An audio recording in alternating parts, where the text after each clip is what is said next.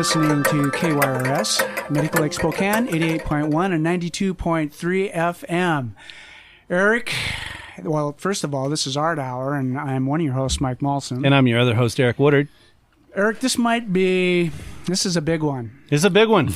Our guest today is Spokane's own Jess Walter, New York Times bestseller author, 6 novels or so, but has a new one coming out that we're excited to hear about today. And I think just today's interview, let's do something that Jess is not used to. Let's go that route. Anyway, Jess, welcome. Thanks. Good to be here. Thanks for letting us be in your backyard, too. So you're going to hear dogs barking, and we heard some chickens earlier. You might hear a generator fire up. You might hear some planes overhead. You will definitely hear some planes over. You might hear some clinking. Yes. You might hear a cocktail clinking. Yeah. So, yeah, you can do not try this at home. You can triangulate our location. Yeah. So how are you feeling with the novel? We're doing this on Thursday, October 1st. And your novel comes out on the 5th? No, it comes out the 27th. So I've got almost 4 weeks, but this is when everything sort of picks up. I've got interviews and podcasts and things every day for the next from now until Thanksgiving, basically, and 3-4 some days. Is that fun? You know, it's funny. Every author has this different balance between introvert and extrovert, and mine tips toward introvert when I'm writing, and really tips toward extrovert when I'm done. I can't wait to get out and talk about it. I've been working on this for 4, 5, 6, sometimes 15 years, and I really want to get out and talk about it, and I'm proud of it, and I'm excited about it. And it's like, you know, when you've read a book and someone else hasn't, and you want to tell them about it, it's sort of like that, you know. Is this the longest you've worked on a novel? No. Beautiful Ruins was 15 years, off and on, and and that was the last novel, which came out in 2012. So this is the longest gap between novels. So it's been 8 years, but I've worked on this off and on. I had this idea about writing about early 20th century Spokane, probably 10, 12 years ago, and started saving up research and putting things aside. But I've really been working hard on it for about the last 5. Did you get the idea? I mean, I was thinking of reading Tim Egan's Breaking Blue. Did you? Such a great book. Is there a relationship at all between this one and that one? You know, no. This takes place earlier than that book. I think that's a terrific book, as so many of Tim's are. Tim is actually going to be doing one of my first events with me. We're going to be talking at quote marks Elliott Bay in Seattle. Okay. But no, it was really the free speech riots of 1909. I've just always been fascinated by that. I grew up in a labor family. My dad was a union president, and the IWW, the Industrial Workers of the World, the first union to allow women, to allow people of color, to allow Native Americans, you know, and it was one of those moments when you think, why can't the world be like that? You know, and we grow up and we think, well, that doesn't work, you know, and the youthful idealism of that moment. And then the youthful idealism of Spokane. We're sitting outside my 1907 Spokane house, and I've lived in 3 straight houses built in either 1906 or 1907. And so much of the architecture, so much of the city comes from that moment in time.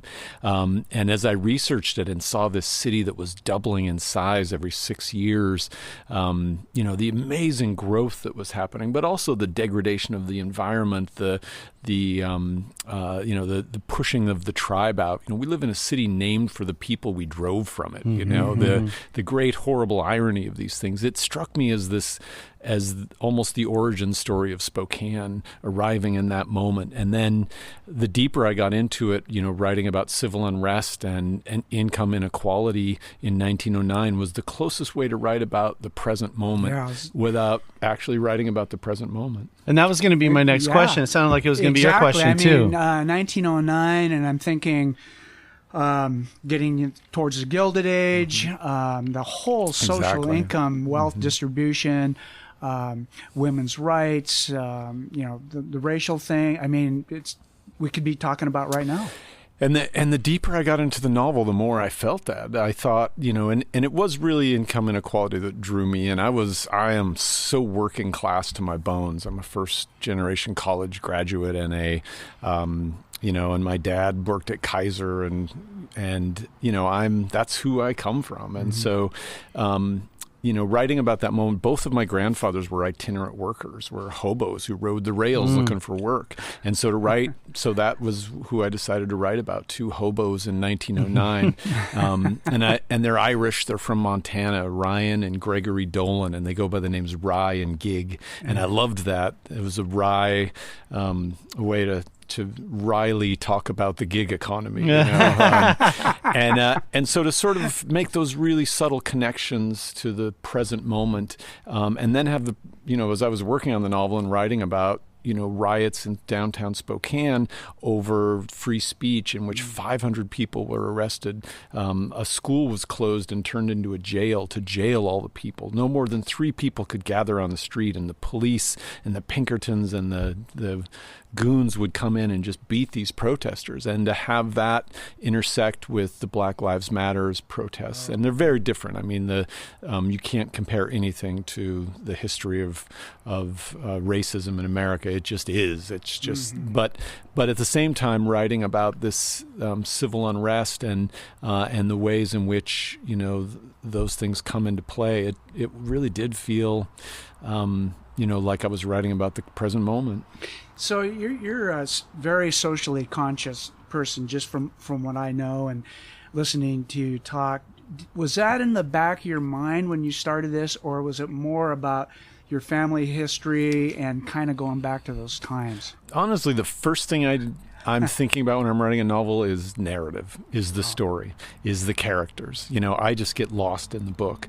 I think if those things seep in, it's because that's what I believe. I didn't grow up going to a church. I grew up, my sense of fairness came from my dad telling me about unions. I remember a kid in my neighborhood using the N-word when I was 8 or 9, and my dad bursting out the front door and saying, "We don't talk like that," and that came not from a moral upbringing, but from a sense that you bring everybody up. And that's what my dad believed a labor union did. And that, to watch the working class separated from their own voting interests in the last 30 years has kind of been heartbreaking. I remember when Ronald Reagan broke the air traffic controllers union, and my dad saying this is the beginning of the end, and not knowing how right he was. That this, and not to say that there weren't transgressions and corruptions in unions. Of course there were. You can't create anything human without that seeping in. But I think those ideas of fairness and of the egalitarian belief that in America we take care of one another. I think that would seep into anything I write. My book of short stories, We Live in Water, which is, about those people we drive past on the street. The Financial Lives of the Poets, which is about the last economic crisis. I think I'm drawn to those things. But then when I'm writing, it's really the narrative, and with this one, I really wanted to tell a big rollicking 1909 vaudeville actress, Pinkerton detective, almost Western. But I wanted to do it with that social heart. Well, speaking of Financial Lives of the Poets, I was texting Dave Jackson, and I wanted to know if he had any questions for you. And he wanted to know Dave Jackson. He wanted to know to what extent the Financial Lives of the Poets was autobiographical. It is about Dave Jackson. That's exactly right. No, not biographical. Autobiographical. I misunderstood the question. Most of my books are about Dave Jackson.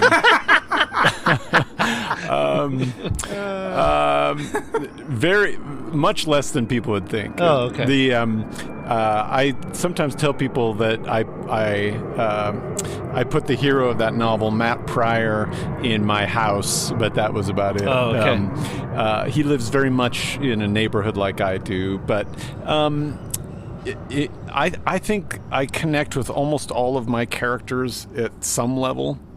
But I think people see the exterior characters, the ones that resemble me in an exterior way, and think that must be closer to the truth.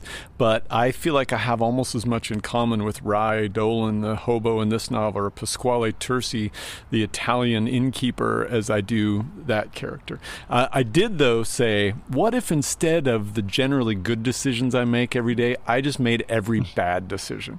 And that was a fun novel to write for that reason. Like Bizarro World from Seinfeld. Right, yeah, it's like instead of telling the kids thanks for the offer of a joint outside of 7-Eleven, what if I said sure? No thanks, I can't. No, what if I said sure? What if I said I should go with these kids somewhere? What if I? And so it was, it was sort of, instead of being autobiographical, it's almost reverse autobiographical, taking someone who looks like me externally and then having him make the opposite decisions I usually make. Okay, so the answer is it's about Dave Jackson. It's about Dave Jackson. There you go. So is this the most research you've ever done for a novel? Yeah, it probably is. And then being a former journalist, did you have a hard time? I mean, because when you have all that research, you said you got to find the narrative, and often those things are at odds with each other. Did you have a hard time with that? Yes. I mean, it's funny because you always have a hard time with everything. It's, every time you think, oh, this is my, this is my ninth book, my seventh novel, and you keep thinking, oh, this one is, it'll be easier, I'll be better at it. But each one is the first time you've ever written that novel. So you're writing a first novel every time. Everyone has completely different demands. And this one was so research heavy. I embedded myself in the Spokane library over newspaper microfilm and microfiche, and read so many books and academic papers, and just even reading like a book of wobbly lyrics of the Wobblies, the IWW, the old union, just reading a book of their old songs, you just immerse yourself. And because I wanted to mirror the real story, Elizabeth Gurley Flynn, early labor activist, is a character in the book. The police chief of Spokane, John Sullivan, is a character in the book. The book begins with the murder of a police officer, Arthur Waterbury, who was actually killed 5 days before the free speech riots here. And so there are almost tent poles of the real story that I tried to build it around. When you do that, you want to honor that real story, but then you do have to let the narrative flow. And so at some point, I was joking to Anne, I had to fire the research department and just go with the narrative department. Absolutely. But if you read the novel, you also, I think, will get at least a fiction writer's version of what these free speech riots were about. And I also wrote the longest acknowledgments and afterword I've ever written to kind of tell people, here's some books you can read about the real events, because I think they're that important. What did you, was there any big surprises or ahas, doing all that research and reading these stories that you go, man, I have no idea, and somewhat have a better understanding of now because of the research I did then? Yeah, I mean, every step of the way, the whole thing are these aha moments. Everything from environmentalism, watching the way we treated the river. You're looking at old 1909 pictures when, because of so the river has just always been a sewer. I mean, as soon as white settlers came to Spokane, that's what they used it for. They threw their garbage in it, threw their sewage in it. Well, as Spokane is doubling in size and growing so fast, everyone's just taking their garbage down to the river to let the river haul it off, because who cares where it goes? But as the river starts to fall and your garbage is on the banks, it builds up. And so here's the solution. The city put garbage hatches in the bridges. So you're looking at 1909, and there's a swinging hatch, trap door for you to dump your refuse in, so that it goes straight into the river, not the banks, because it stinks so badly otherwise. Oh, my goodness. So let's say you're building a house. You have all the leftover lumber ends and everything. You just, take your wagon or your truck, you dump it in the river. Well, then they start having these big mounds in the center of the river, these mounds of garbage. And then when the flow would get big in the spring, of course, it would take it downstream. But when they got to the end of the falls, all this stuff would just build up down in Peaceful Valley. So they would dynamite it to blow it up, to send it downstream. And just imagining like people gathering on the banks, watching them dynamite, and often a body or two would float up, because, of a missing person or something. So the police would be there to solve a murder or two, and just the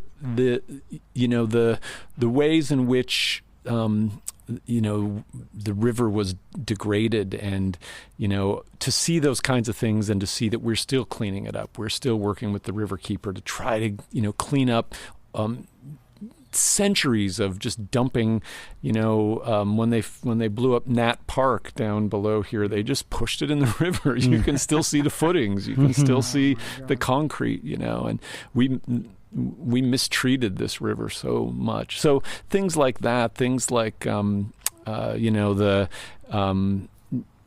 just the way in which Spokane's history formed the place we live now, from the parks to the architecture, the $1 million that was paid to the Olmsted brothers to put in parks, and how many civic leaders were against that. They said, we're going to pay us to put grass where our grass is.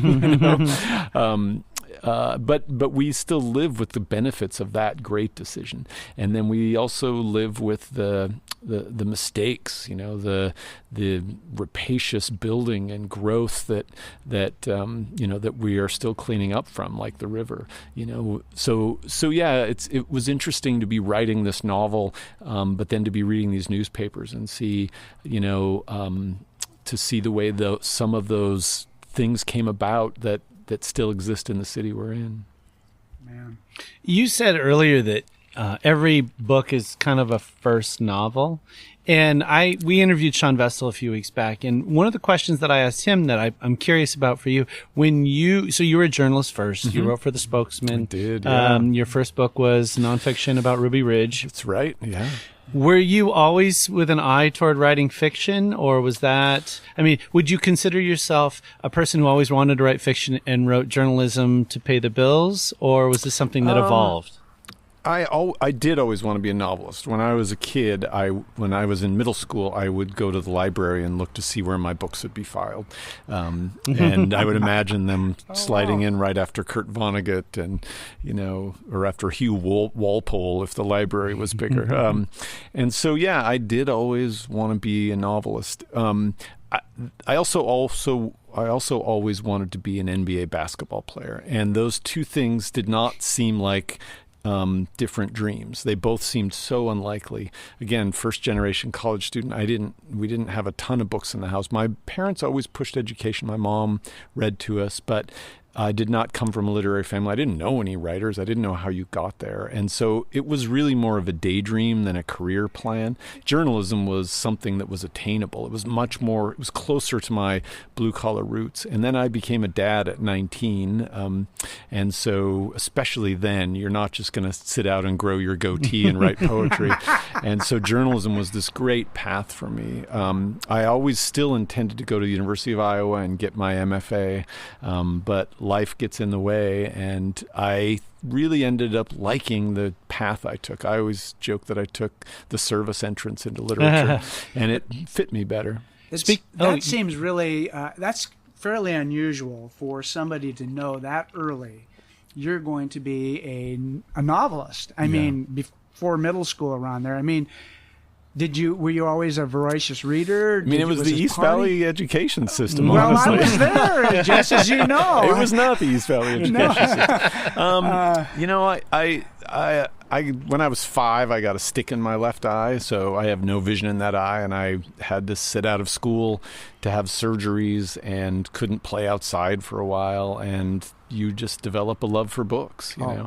I was just curled up with books. I can remember my aunts and my mom's friends pulling me on their laps and reading to me, and I really liked that. And I was funny and tiny and wore black rimmed glasses with an eye patch and tape on the corner. And it's not, I might have chosen male model or NFL tight end if I had had different attributes, but those were the things I like to do. When I wrote in school, the teachers said, "You write well." So I do joke about about my high school sometimes, that it was a bong and nunchuck factory. But I also had amazing teachers. Yeah, who, there was some. I remember some Joanne of those. Clark Yeah. grabbed me and said, "You're a good writer," and I was the newspaper editor. And I had even in a school that at the time, only a small percentage of kids were going to go on to college. We were going to have more pregnancies than we were college kids. Even in that school, there are teachers who plant these seeds, and maybe those seeds are even more important than they are at prep schools or at, places, because all the other things are stacked against you. So I knew that I was good at this thing. And then there were a few writers that I just thought, oh, I want to do that. I want to be as funny and humane as Kurt Vonnegut. I want to craft sentences that can cut diamonds like Joan Didion.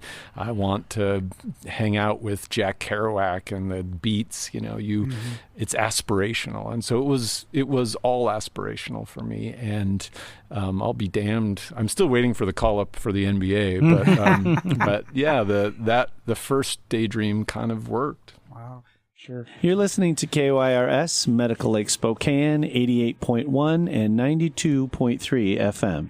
Art Hour receives support from South Perry Pizza, featuring rotating local artists and serving hand-tossed artisan pizza, beer, and wine at 1011 South Perry Street and online at southperrypizzaspokane.com. We got the blues now. Surely ain't got a thing to lose. Hang out with me, Jukebox Jenny, on Sundays from 6 to 8 p.m. to hear America's very own music, the blues. Let me help you shake the trouble out with a mix of funk, R&B, and blues from Delta to Chicago. You'll hear... And... I'm just a Mississippi woman. I want to get back to my blues. And... Work every day, breaking my back, chasing my dreams, but I ain't got jack. Don't forget to shake your rump to... I'm living for the weekend. It's a cocktail that will soothe the soul. Working Woman's Blues, Sunday nights, 6 to 8 p.m., right here on KYRS.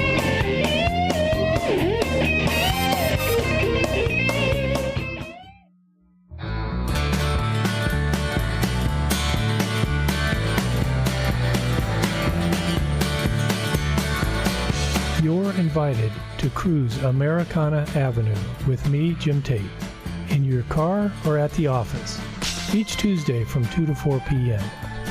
You'll hear the best and progressive American roots music in a multitude of styles. It's Americana Avenue on your radio station, KYRS.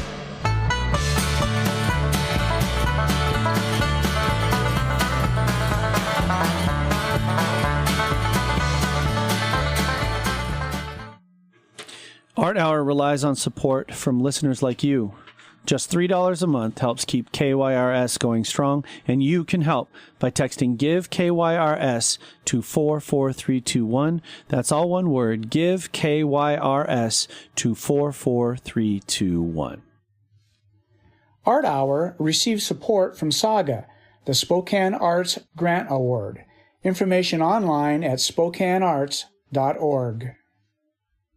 Now, journalism, though, at a young age, where you were, I think it was like a musician having to do these gigs before he actually goes and creates his own music is a great way to develop your writing chops. So, I mean, for that alone probably was worth it. That's a great way to put it. And I like to think of myself as like getting a job in a piano bar, and they would put the requests in and I'd take them out and no one has tuned this piano in years and I've got to play it right then. But that's kind of what journalism is. And you lose your fear of performance, of writing. A lot of fiction writers get sort of frozen. But you publish every day as a newspaper reporter. You live with your mistakes and you do your best. And I liked that. I'm a work-a-day guy. I'm a farmer. I wake up at 5 a.m. and go out to plow the fields, and just happens to be, at a keyboard. But I liked that about journalism. But I think the thing that benefited me the most as a writer was how outward-looking journalism is. I was not writing poems about my feelings. I was writing about systems and people and interviewing people and developing a stronger sense of empathy because of the stories that I covered. And I still wish journalism was a path to being a novelist the way it was for me, for more people.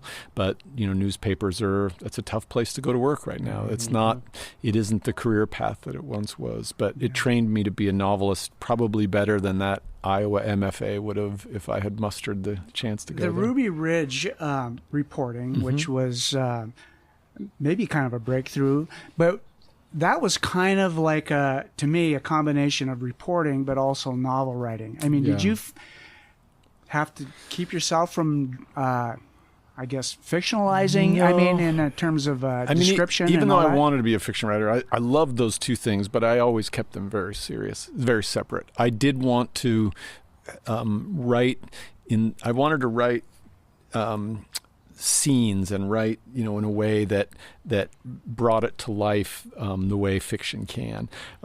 But I also believe so strongly in the journalist's job as an objective arbiter of, as close as we can get to truth, or at least people's versions of truth. That, but it did make.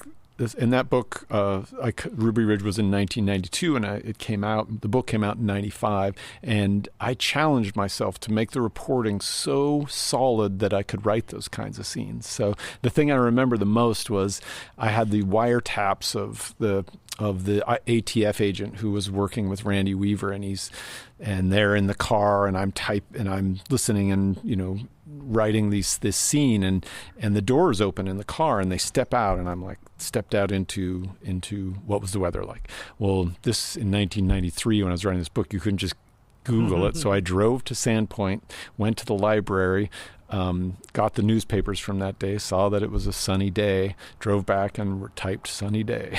They stepped out into a sunny day. And the level of reporting it took to make it read novelistically is probably one of the things I'm proudest of in that book. Well, before I ever met you, I buttonholed you at the warehouse. Oh, after a basketball game? After a basketball game, and I Was said, I hanging from the rim? You were. You had just hit your forehead on the rim. That's right. A little ridge right there. And I had told you how much I admired that book. Oh, thank and you. you had spoken to my journalism students when I taught journalism, Yeah. and you had really inspired them. So that book made a big impression on me. Oh, that's great. And you've mentioned a couple of times the Iowa MFA Writers Workshop, and then you got to realize a dream not of attending it, but of teaching at it. Tell me how that went, because I talked to you before you left, but I haven't really talked to you about how it went. No. So Vonnegut being one of my heroes taught there. He taught John Irving there and Marilyn Robinson, and it is hallowed ground for writers. And I went so far as when I was at the Spokesman Review to take the GRE and have my test scores sent there, but I couldn't afford to go. I couldn't pull the trigger. So, but I always dreamed of it, and we are driven as much by our insecurities as our ambitions. And my insecurities have always been that I don't actually have the training to do this, and so I do it out of audacity and, whatever other things. But to be asked to teach there was this strange combination of pride and my insecurities. Like, I'm going to teach a degree I don't have, should I go teach medical school after this? So please remove your... Stay at the Holiday Inn? Yeah, right. Please remove your sharp, spiky things, and we will be cutting into the patient. But I also know I've studied this in my, I'm an autodidact. I feel like I've taught myself as well as anyone could. So, I went to Iowa, and it was wonderful. And Anne flew me there and put me on a 10-speed bike, and I went to class, and I went and played basketball every day, and it was so enjoyable. The students were thrilling. The Booker Prize long list came out, and 2 of my thesis students were on it. That just tells you the level of writers that you're working with there. And so But it was really enjoyable, and I was terrified. I would get up to go to class, and I would think these kids are brilliant kids. They're mostly in their 20s, 30s, 40s, from all over the world, and to get in that program is so competitive. Many of them already had book deals. You know, one of my thesis students, I helped her adapt her best-selling novel into a screenplay. You know, so you're working at such a high level. But for me, one of the students toward the end of the year said, "You're just like a student here, aren't you?" Because I would, you know, like I said, I'd play basketball. I was the last teacher to leave the bar. I was the only teacher that went to the parties that got invited to, and I was a very well-behaved student. I was very intentional about, you know, keeping distance between myself and the grad students, but it was really wonderful. And I took a class. I took a Moby Dick seminar with a handful of grad students where we would just sit and slowly read Moby Dick. I would go hear lectures and concerts, and it was to be able to do that in your 50s, to go back and not only, you know, be in the atmosphere you wanted, but to get to teach there was really thrilling. And then I think out of sheer enthusiasm, my evaluations were even good. So, Oh, wow. That's awesome. yeah, it was fun. It was really, I'm so glad I did it. You know, my novel was 6 months late because I did it, but it was so worth it for me personally.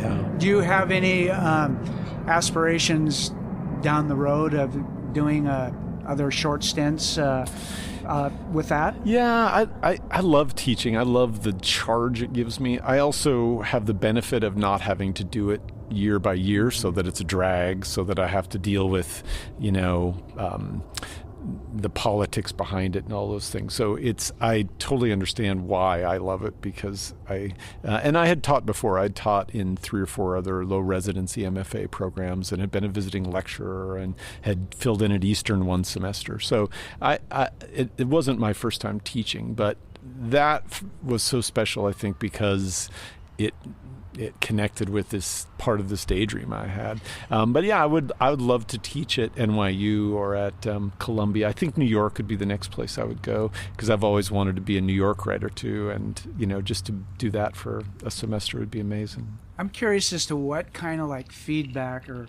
I mean, you're talking about brilliant students that get to that level. I mean, what is it that you offer? I mean, you have your own voice as an author, so what they're getting is Jess Walters. But what do you think that is? You know, as I explained, I'm not a critic. I'm not an academic. I approach this almost like a mechanic.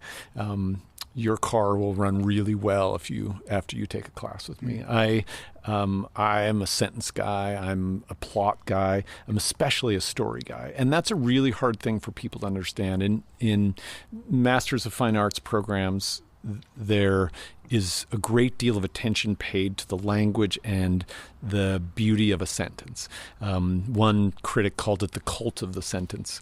You know, it's the individual writing itself. And I think that there's a beauty and elegance in story too. And there's it's less so, but in some MFA programs, story was treated as this sort of brutish thing that, we don't want to talk about plot, you know. And to me, there's an elegance to the story.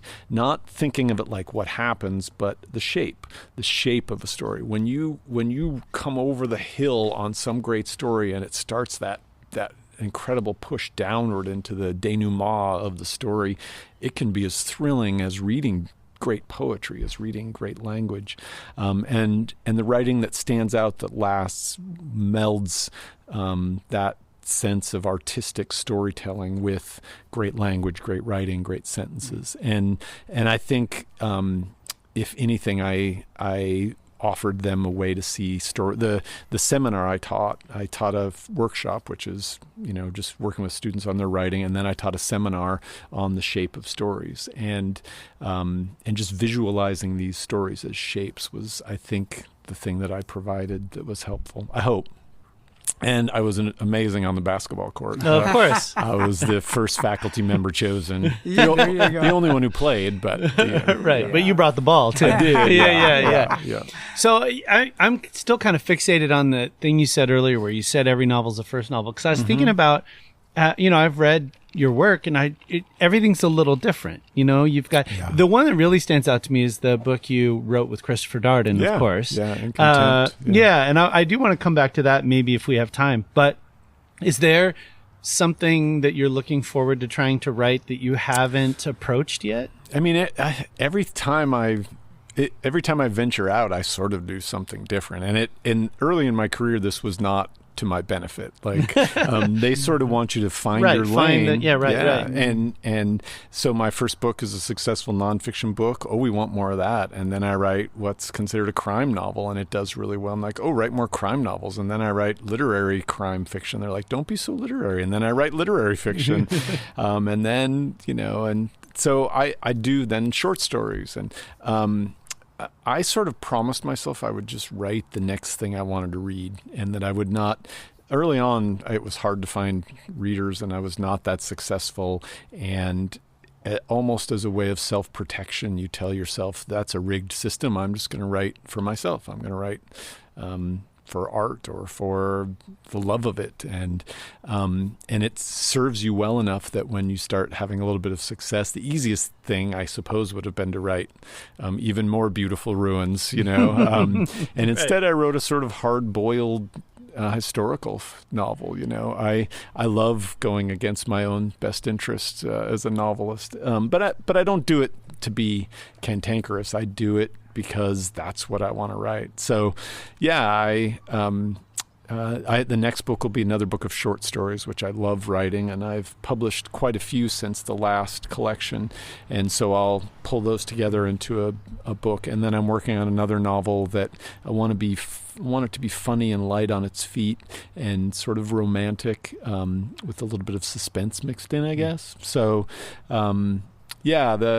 I'm very much challenged to do different things. I also have real drive to write another nonfiction book eventually, so maybe after the next novel. Well, and your novel is being turned into a film, Beautiful Ruins. Maybe, yeah. Well, it has a name attached to it, the director of Mulan, right? Yeah, Nikki Caro. So to what extent are you involved in the screenplay aspect of that?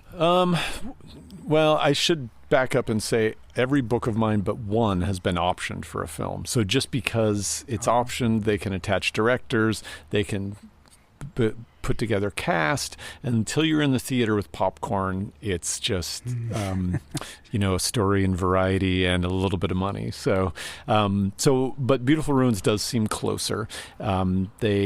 But COVID has kind of put everything on hold, so I don't think they've even cast it yet, which is a pretty big step, obviously. But I wrote a script originally with another director named Todd Field, sort of following his idea for the novel. In the Bedroom, Todd Field? Mm-hmm, yeah. Oh, it's one of my favorite movies. He's great. He's so terrific. good. But it really is threading a needle to get a film made. Every time they announce something like that, you have to know they're announcing 600, they're going to make 2.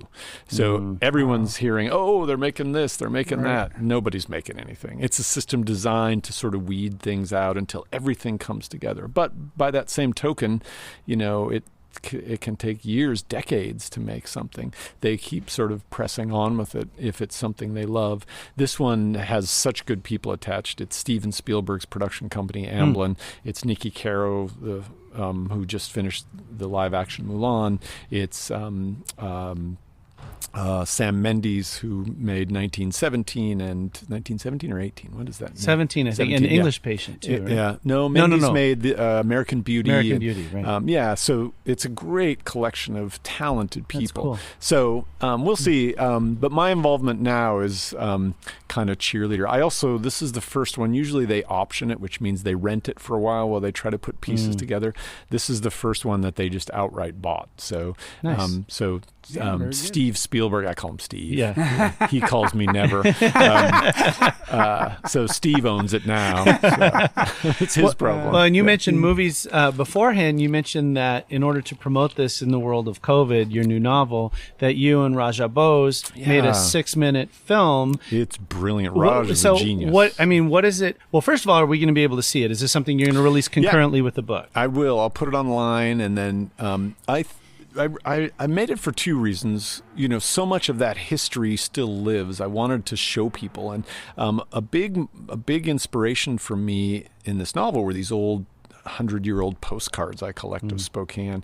I've got a couple dozen of them, and so Raj and I would go, and he would film the postcard, and then he would film that same street scene and fade them in. It's really cool. And so I made a 1-minute version to release on social media of this, or Raj did. I did. I did nothing, Raj. And I've worked with Raj before, Raja Bose, and he's just a brilliant filmmaker. And I kind of want to make one of my short stories or something in a short film with him. But yeah, we put together this really cool video that kind of talks about how the novel came about those historical things, the 1909 labor riots, about the characters in the novel, and then about how it intersects with the moment we're in.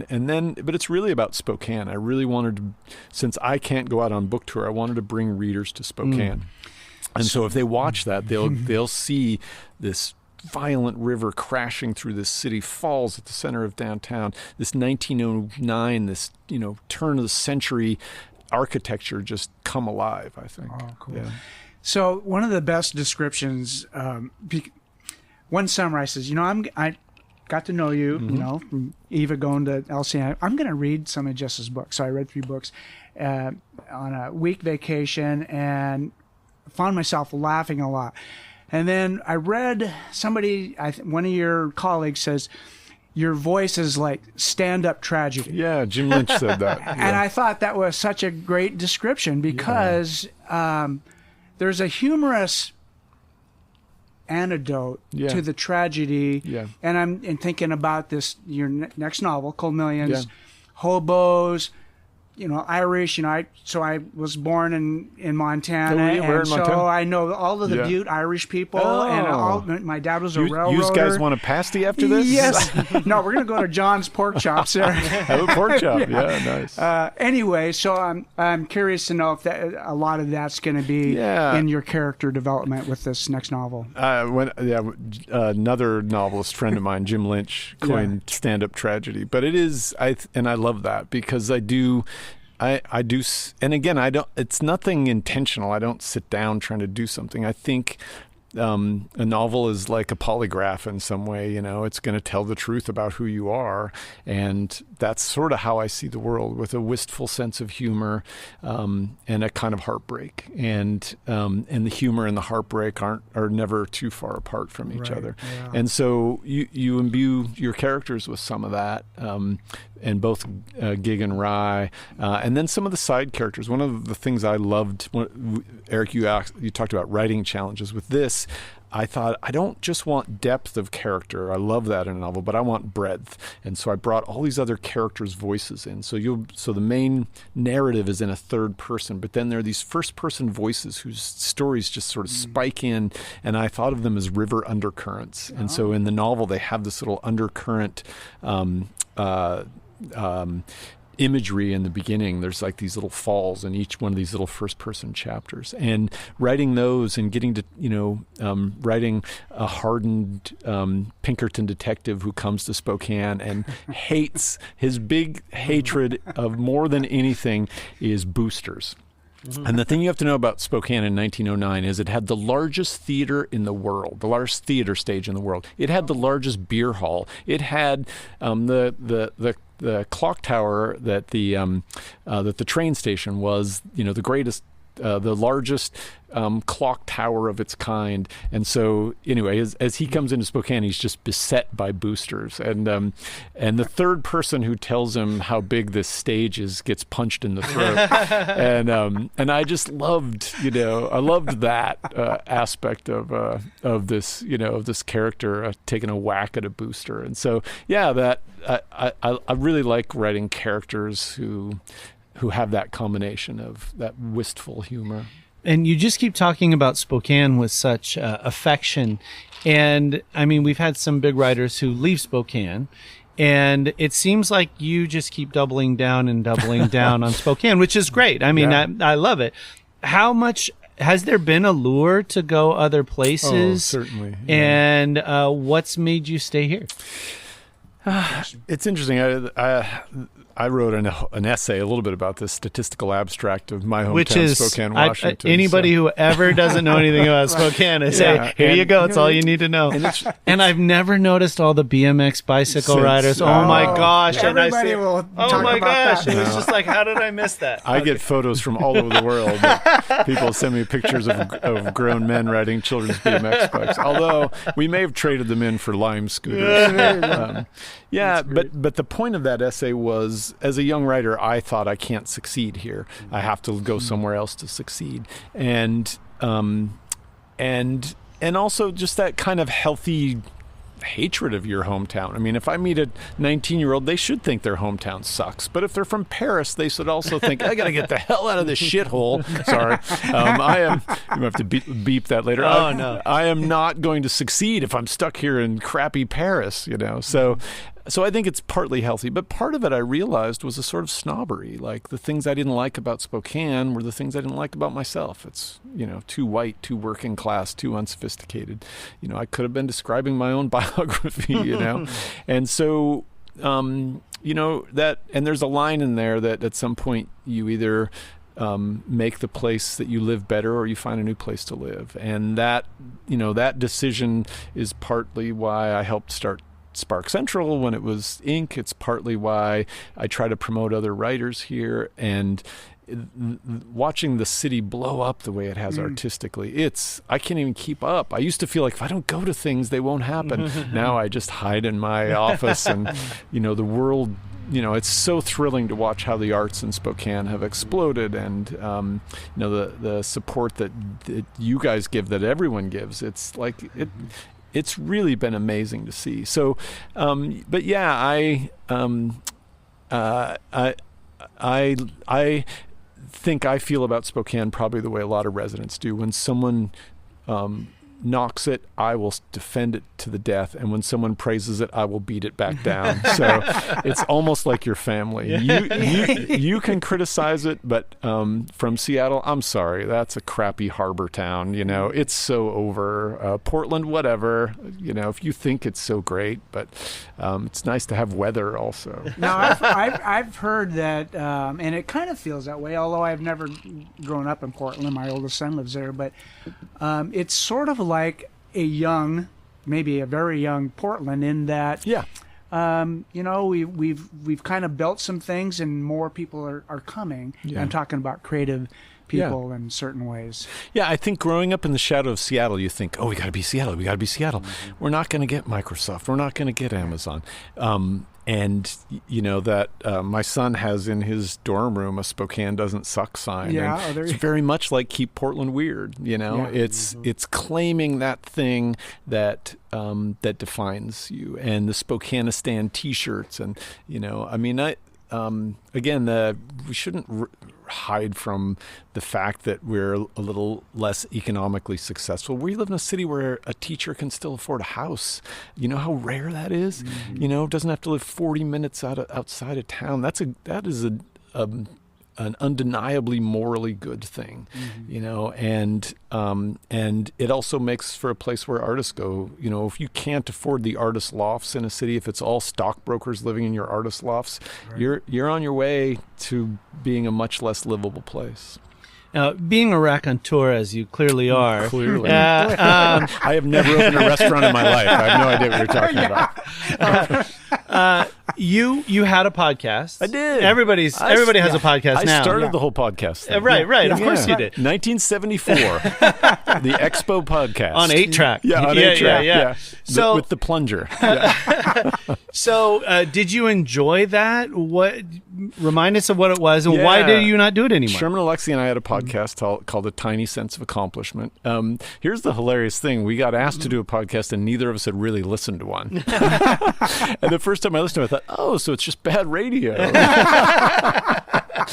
I can do that. And it was great fun to do. It's, I so admire, you guys doing it because it tests the friendship. I mean, you both have to show up, it's, one person might want to do one thing and the other another. And it was really fun to do. I realized I prefer being on podcasts than setting up the interviews and the production part. part. Yeah. I'm not a detail guy. It's the reason I don't have a pilot's license. Is I'm not going to. It's also the reason you're not in the NBA. Yes, probably. that is not the reason. I'm a 5'9" one-eyed guy. Oh, come on! There are none of us in the NBA. So I don't know how many times I had to retape things, and but I really enjoyed it, and I love the culture of it. And I didn't start really listening to podcasts until mine was done. And I don't commute anywhere. I can't listen to podcasts when I write. So it's not something I do very often. I don't ever listen to my own interviews because I don't want to become self-critical. I want to just think, I nailed that, and not hear all the ums or, how children run screaming from my voice or something. I'm over that by now. Yeah. So what are the things that you listen to and read, and what are the cultural things that you kind of can't live without? Oh, boy. Or that you've been loving lately? Yeah, I mean, I take a bunch of magazines. So I take the Atlantic Monthly and the New Yorker and the New York Review of Books and Harper's, and they pile up on my bedstand, and I read a half a page. And they taunt you all year. They taunt me, but I keep them, and so I can't really live without those. I'm a less voracious reader than I used to be. Novels, I still read 20, 30 novels a year, probably. Books of short stories. I mean, I try to keep up with what's going on. I judged a few contests where I judged the National Book Award one year where I had to read 230 novels, 230 books of fiction, and it kind of broke me for that sort of reading. You get asked to write blurbs all the time, and so I'm probably pickier with novels, but I love reading great old classics. I read War and Peace as I was writing this novel and reread it, and just was so thrilling. And listening wise, Apple Music pretty much tells me what I want to hear, so I trust it to... Trust the algorithm. Yeah, I trust the algorithm. And it's weird. It's like, I did want to hear that Steely Dan song. How did you know, Apple Music? And then other times I'm like, what? I'd break with thee. I'm going back to Spotify. And then I have listened to a couple more podcasts, but that's still a harder thing for me because, like I said, I don't commute anywhere. My office is right there across the backyard, and so there just aren't that many times for me. And when I go for a walk, I almost prefer listening to music. But I've listened to All the Smoke, this NBA podcast that is two old NBA guys talking the way they really talk about other players and stuff. And that's kind of thrilling. I like the New Yorker podcast. The New York Times podcasts are great. But again, I probably listen to one a month. It's just something I don't, it's just not really fits into my life right now. It doesn't fit in my life, but hopefully, every time I listen, I think I need to do that more often. But again, the commute is so short. Yeah. You have such a love for basketball, almost a reverence for it. Yeah, it seems like. I do. What is it about basketball? Is there any crossover between the philosophical aspect of basketball and your personality, and maybe would it go into a future story of some sort? I've written a whole series of basketball short stories about a men's rec league team called the Foaming 40s. I published about half of them. I published one in ESPN, the magazine, one in Grantland, here and there. R.I.P. Grantland. Yeah, R.I.P. It was Such great. Yeah. I'm in Grantland number 1. Oh, wow. Yeah. Leather in It's your calf. leather bound, looks like a basketball. It's really cool. But so yeah, I have written about basketball. I almost think it's the opposite, though. I think it's the opposite of writing. It's instant. It's active. It's reactive. Writing is so contemplative, and I think it's great it's the way I get out of my own head. It's also a communal thing I do with the men in my life, my brother, my good friend Kevin Blocker. We have played basketball together. Ralph and I have played basketball together for 45 years, and and we still get together and play, and we talk afterward, and you guys wouldn't know, but male aging can be difficult.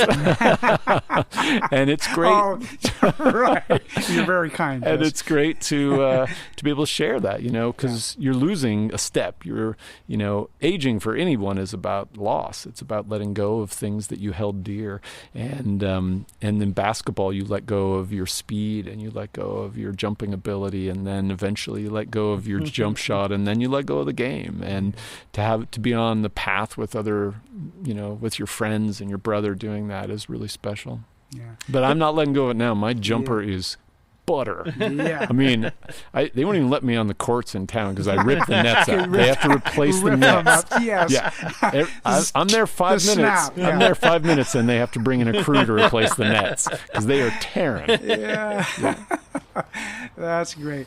I don't know. There is something about sport, though, and creativity and process and getting better, community and chord sense, And I think the thing about chord sense and what I notice about you as well as other great writers is there is a different kind of antenna on observation and knowing what move is going to be made or the anticipation or there. You either have chord sense or you don't. Well, I coached my son's baseball team, and I very much felt those. I felt like a writer doing that. Like I said, when I play basketball, it's funny.